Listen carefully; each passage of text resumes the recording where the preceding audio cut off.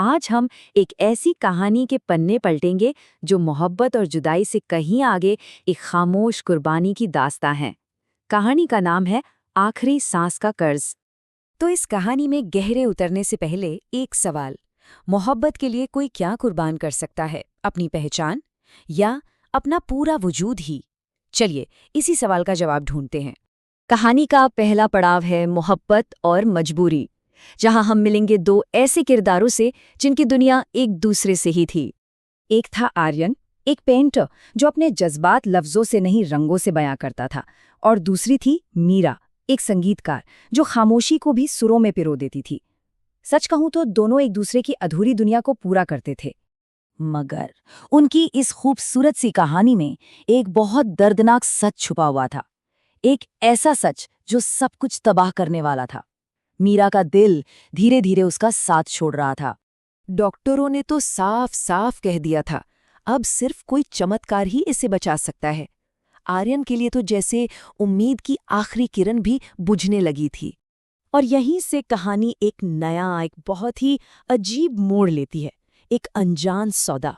कहते हैं ना, जब सारे रास्ते बंद हो जाते हैं तो कुछ ऐसे दरवाजे खुलते हैं जिनकी हम कल्पना भी नहीं कर सकते। वो एक तूफानी बारिश की रात थी। अस्पताल के एक अंधेरे से गलियारे में टूटा और बिखरा हुआ आर्यन बैठा था।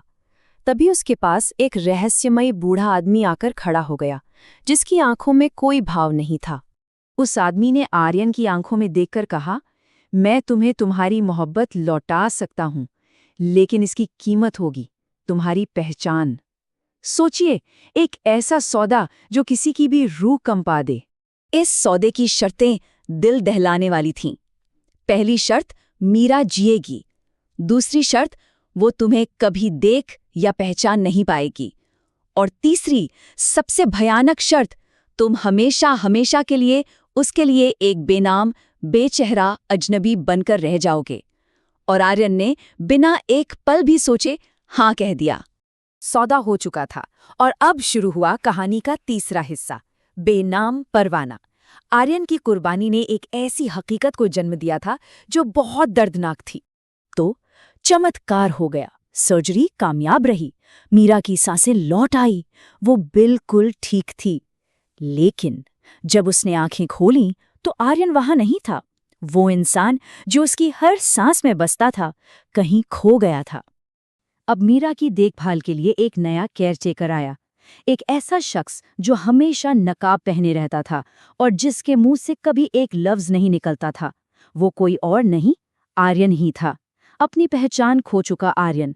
मीरा हर रोज अपने आर्यन को याद करती और अपने उसी खामोश केयरटेकर से पूछती, तुमने उसे देखा है? उसने तो वादा किया था कि वो हमेशा मेरे साथ रहेगा। और आर्यन बस खामोश खड़ा अपनी ही मोहब्बत की बातें सुनता रहता था। अब कहानी उस मोड़ पर आती है जहां दर्द लफ्जों से नहीं, रंगों से बयां होता है।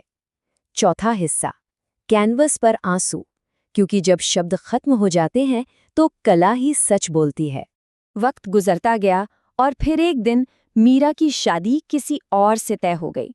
उसने अपने उसी खामोश केयरटेकर यानी आर्यन से कहा, तुमने मेरी बहुत देखभाल की है, क्या तुम मेरी शादी पर मुझे तोहफे में एक पेंटिंग दोगे?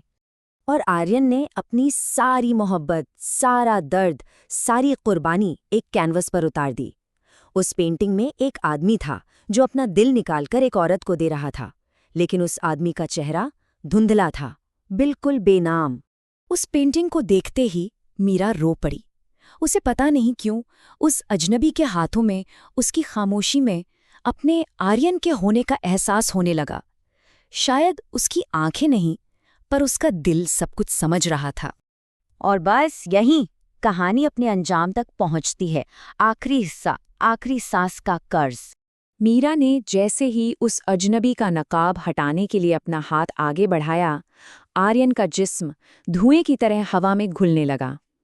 सौदा पूरा हो गया था, आखिरी सांस का कर्ज अदा हो चुका था। उस आखिरी पल में जब सब कुछ खत्म हो रहा था, हवा में सिर्फ आर्यन की आवाज गूंज रही थी, मैं कहीं नहीं गया था मीरा, मैं तो हर उस धड़कन में हूं जो अब तुम्हारे सीने में धड़कती है। उस कमरे में पीछे रह गई तो सिर्फ रोती हुई मीरा और वो एक पेंटिंग, ये कहानी थी एक ऐसी मोहब्बत की जो जीत कर भी सब कुछ हार गई। तो सवाल अब भी वही है, क्या कुछ कुर्बानियां जीत से भी बड़ी होती हैं?